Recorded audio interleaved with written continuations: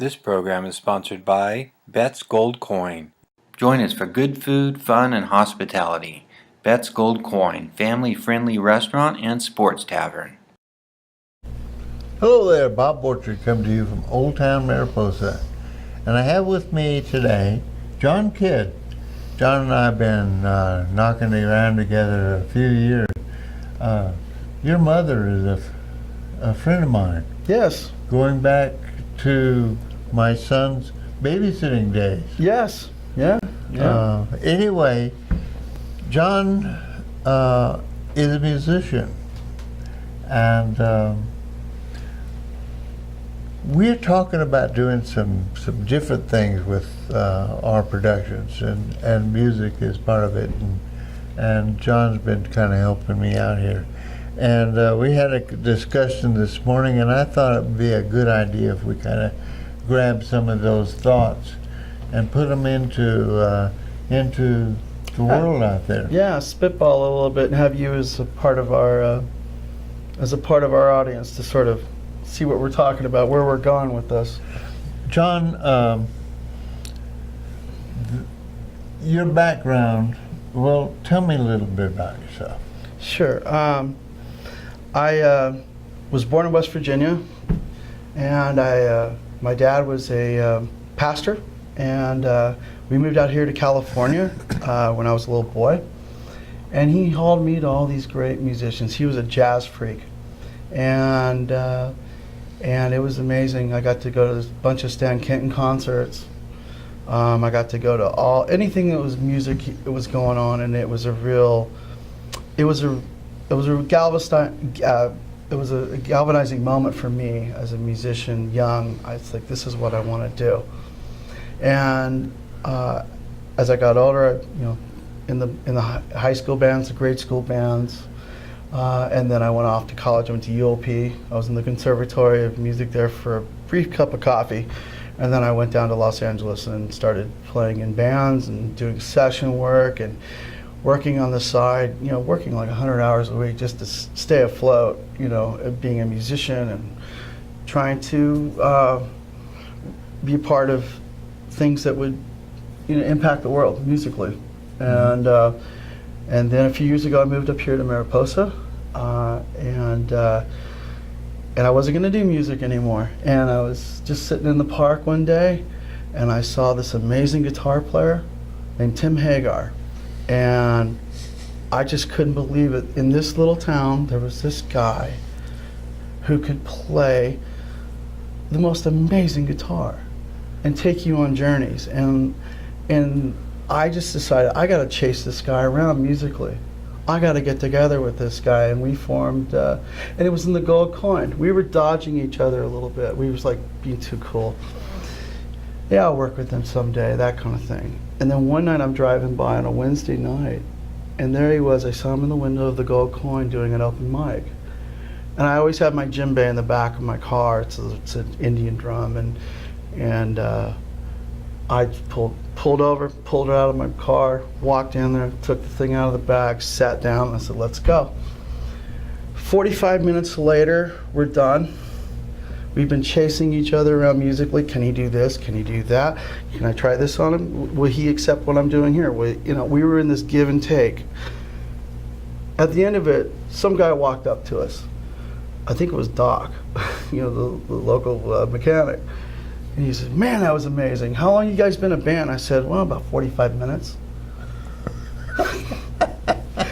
And before you know it, he takes one of your pictures, walks around, gets tips, gets phone numbers, emails, Facebooks, whatever, walks back, plops it down, and he said, now you're a band.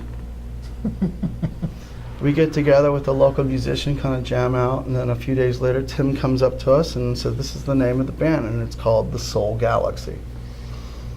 And we've been working for 4 years, either as a duo or as a blues band or as a jazz band, whatever it takes to make a buck. As musicians, we are willing to do it. And through that time, we started to forge our own music and our own identity of what the Soul Galaxy is. And now we're near the completion of our first record. real full studio CD, and we're excited about that. But it's taken a while, and that's where I'm at, you know. What a great story. This is a story he hasn't shared with me yet. There's a couple of others, but we are going to talk about. So you are responsible for the Soul Galaxy. I hope you know that. Well, I wish I could take that kind of credit, but He will. no, I won't. Okay, all right. We were talking about this earlier. You know, you create opportunity and people exploit that opportunity. And I think what we did was create an opportunity at the Coin for you guys to put music together. But I want to talk about performance. Okay. And some sage thought that I was telling you about. My son, we went back to the guitar workshop, National Guitar Workshop back in Connecticut. And I asked him what he got from this 1 week of intense immersion in the music world. And you know, what was the thing that he gained? And what he gained was he learned the difference between playing and performing. And that's a really profound thought. Especially from, what, 15 years old? You 15 told me. years 15. old. Youth of America, we're okay. We're going to be fine. I'm telling you. The thing that's going on with performances these days, and the music world is changing. The internet has had as profound impact on the music world as it has on every other aspect of our communication life. And music is communication. Yes, it is. As performers, you both of you guys are great musicians. Thank you. But as performers, you have a presence on the stage, and you connect with your audience in a pretty unique way. I'd like to ask you a little bit about your take on that connection. Well, the take on it is this. I work with arguably one of the finest guitarists in the Sierra, if not, you know, in music right now, and he's here in this town, and a lot of that is he practiced a lot. He worked on his modes. He worked on his composition. He understands chordal structure and how it affects the human soul. The way that we tune our guitars is, you know, we don't try to, especially in acoustic set, we don't tune to A440. We tune to A428, which is more in line with the sonic qualities of the earth.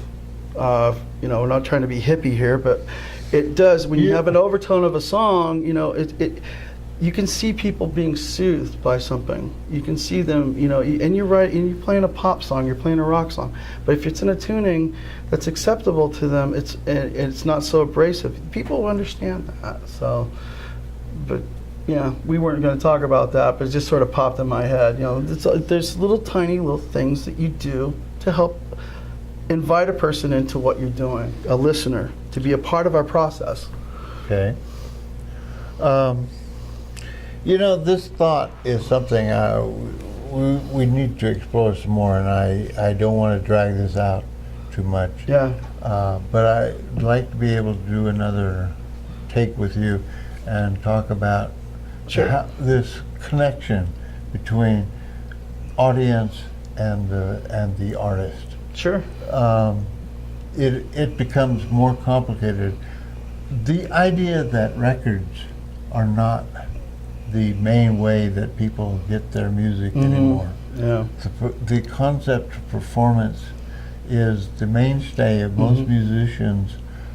I mean, top musicians make most of the money from doing live performance, and the old days of the record industry dominating how this works are gone. Good. I mean, really. I mean, I have a lot old friends who are in the business, and they look at Spotify not giving out royalties the way they want, and they're not making money in the traditional sense. But who says that they were to begin with? Today, well, in those days, you probably get at most a 13% royalty rate. You're dividing it up amongst 3 or 4 guys, 5 guys maybe, and you're also having to pay a manager, whether or not it's off a net or gross. You know, either are they a part of the cost, or are they part of your business? You know, when you're talking about all those things, the amount of money that you're getting is very, very small as a musician in the old days. So you had to sell a lot of records. Today, it's more on the musician's side of it. You don't have to sell as many records or CDs or downloads to make a buck. You get 90%, you know, through 80 to 90%, depending on which digital digital distribution system you're using, people are downloading. You get to keep 80% of that, and you get to keep all your what we call swag, your T-shirt sales, your hat sales, your CD sales. Most people sell their CDs at the gigs that they play. That's where most of the CD sales come from these days. Mm-hmm. And music that's downloaded or people listen to it, there's really any reason to put a price tag on it, because they're just going to take it. But if you say, well, donate something, sometimes you'll get a big donation, sometimes you'll get a penny, or nothing. So music itself, recorded music itself today, is a loss leader. So where do you make your money? Well, you make it on the stage. You make it in performance. You make it by connecting with your audience. And musicians need to understand this. I'm going to interrupt you. Sure, go ahead. Go ahead. Because we're going to come back and talk about this. Okay. Because this is all about connecting. Yeah, it is. And it's a personal thing. Yeah, technology has brought the musician into people's lives, and that's a concept that I don't think gets a lot of play in the big, wide, wonderful world out here. No. Yeah, I hear a lot of moaning about how the record industry is crashing and burning. It did. At any rate, Bye. We're going to come back and talk about this some more. Part 2 with Jon is going to be a little bit different. Thank you for joining us.